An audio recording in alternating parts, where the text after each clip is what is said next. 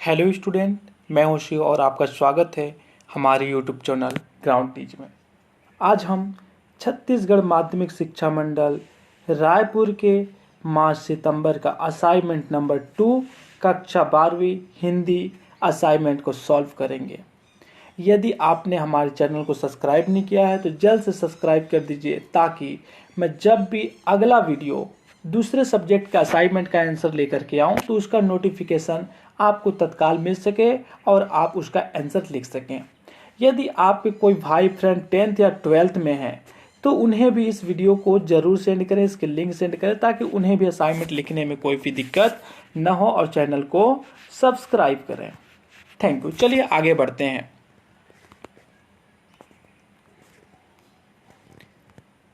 तो हिंदी में आज का हमारा पहला प्रश्न है, किशनदा एक ऐसा चरित्र है जो यशोधर बाबू का अनुकरणीय है।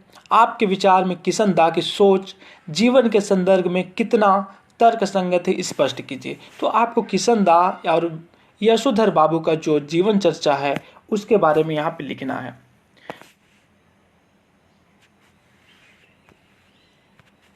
तो इस प्रकार आपका उत्तर हो जाएगा, उत्तर क्रमांक 1, कि यशोधर बाबू बहुत कम उम्र में पहाड़ से दिल्ली आ गए थे। किशनदा जैसे दयालु एवं सामाजिक व्यक्ति ने यशोधर जैसे कई लोगों को अपने घर में आसरा दिया था। यशोधर बाबू की सरकारी नौकरी में उन्होंने दिलवाई थी। इस तरह जीवन में महत्वपूर्ण योगदान बहुत सारे किए थे। तो इस प्रकार से आप संपूर्ण आंसर लिख सकते हैं। अब इसी के साथ हम लोग अगले प्रश्न की ओर बढ़ते हैं। तो अगला प्रश्न है हमारा प्रश्न क्रमांक 2। प्रश्न क्रमांक 2 एक कविता के माध्यम है। इस कविता को पढ़ना है आपको और उत्तर क, ख और ग का आंसर लिखना है। इनके लिए अंक 2 है और शब्द सीमा 25 से 50 है। तो इसी के अनुरूप में छोटा छोटा शॉर्ट आंसर लिखाऊंगा पूरी तरीके से। तो चलिए आगे बढ़ते हैं, देखते हैं इसका आंसर क्या होगा। तो उत्तर क्रमांक 2 का उत्तर होगा आपका कि गोरी दे के झिल मिलाने की समानता सुबह के सूर्य से की गई है। सुबह वातावरण में नमी तथा स्वच्छता होने के कारण सूर्य चमकता प्रतीत होता है। इसी प्रकार ख का उत्तर हो जाएगा कि उषा का जादू अद्भुत होता है। ठीक है, सुबह का सूर्य ऐसा लगता है मानो नीले रंग में गोरी युवती का प्रतिबिंब झिलमिला रहा हो, यह जादू जैसा लगता है। यही क्वेश्चन आपका पूछा था। और प्रश्न 2 का ग हो जाएगा आपका क्या कि कवि ने नीले आकाश में चमकते सूरज को नीले जल में झिलमिलाती गौरवपूर्ण युवती कहा है। नीला आकाश नीले जल के समान है और सफेद चमकता हुआ सूरज सुंदरी की गोरी देह सा प्रतीत होता है। तो इस प्रकार आपका प्रश्न 2 कंप्लीट होता है। इसी के साथ हम आगे बढ़ते हैं। तो हमारा आता है प्रश्न क्रमांक 3। प्रश्न क्रमांक 3 क्या है? तो प्रश्न क्रमांक 3 है आपका कि जीजी ने इंद्रसेना पर पानी फेंके जाने को किस तरह सही ठहराया। अपने उत्तर के समर्थन में कोई 3 तर्क लिखिए।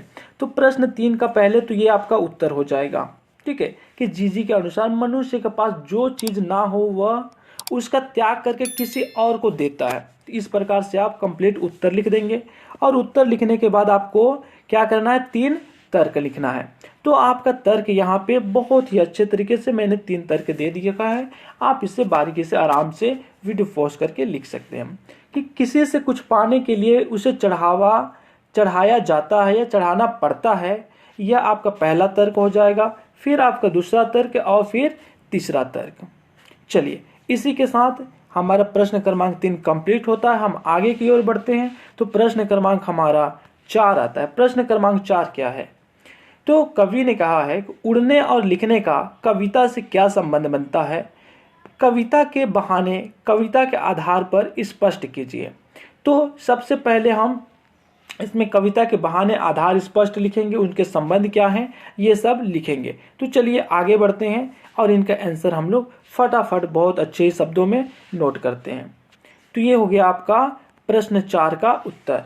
ये संबंध नोट कर दीजिए और क्या क्या बोला गया है उसके बारे में कंप्लीट आंसर दिया गया है। ये देखिए, ठीक है। तो इस तरीके से आप प्रश्न 4 का उत्तर पूरी तरीके से लिख लेंगे।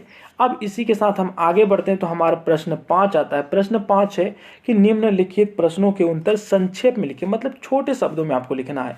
एक एक नंबर के क्वेश्चन है, लगभग आपको 25 वर्ड में लिखना है। फर्स्ट है आपका क कि पत्रकारिता किसे कहते हैं।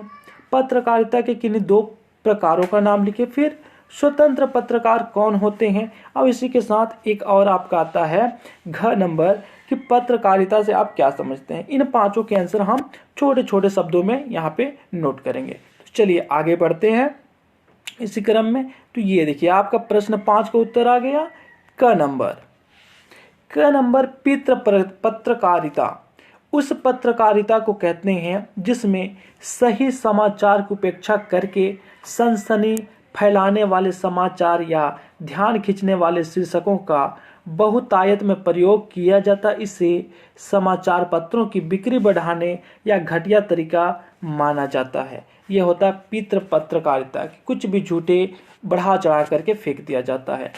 दूसरा है आपका प्रकार पूछा है तो खोजी पत्रकारिता होता है, खेल पत्रकारिता होता है, महिला पत्रकारिता होता है, बाल पत्रकारिता होता है और आर्थिक पत्रकारिता होता है। इस प्रकार इसके आप प्रकार लिख सकते हैं।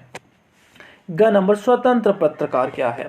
तो स्वतंत्र पत्रकार ऐसे पत्रकार होते हैं जो किसी एक संस्था से नहीं बल्कि स्वतंत्र रूप से होते हैं। वो कभी भी किसी संस्था के लिए अपना स्वतंत्र रूप से कुछ भी न्यूज़ या पत्रकारिता कर सकते हैं। उसके अनुरूप उन्हें संस्था के द्वारा वेतन या पैसा तय किया जाता है। अब इसी क्रम में हम आगे बढ़ते हैं तो हमारा घ का उत्तर हो जाएगा कि पत्रकारिता आधुनिक सभ्यता का एक प्रमुख व्यवसाय है।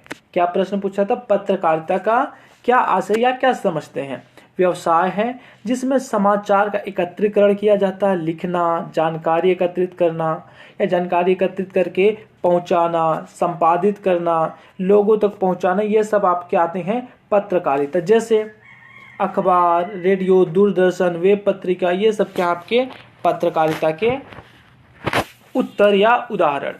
इसी क्रम में हमारा आज का असाइनमेंट कंप्लीट होता है। आप अदर सब्जेक्ट के और भी असाइनमेंट लिखना चाहते हैं तो हमारे चैनल को सब्सक्राइब कीजिए और अपने दोस्तों को, भाइयों को जरूर शेयर कीजिए। 10th एंड 12th दोनों के आपको असाइनमेंट यहाँ पे नोट कराया जाएगा। थैंक यू, सब्सक्राइब कीजिए ताकि अगला वीडियो का नोटिफिकेशन आपको मिल सके।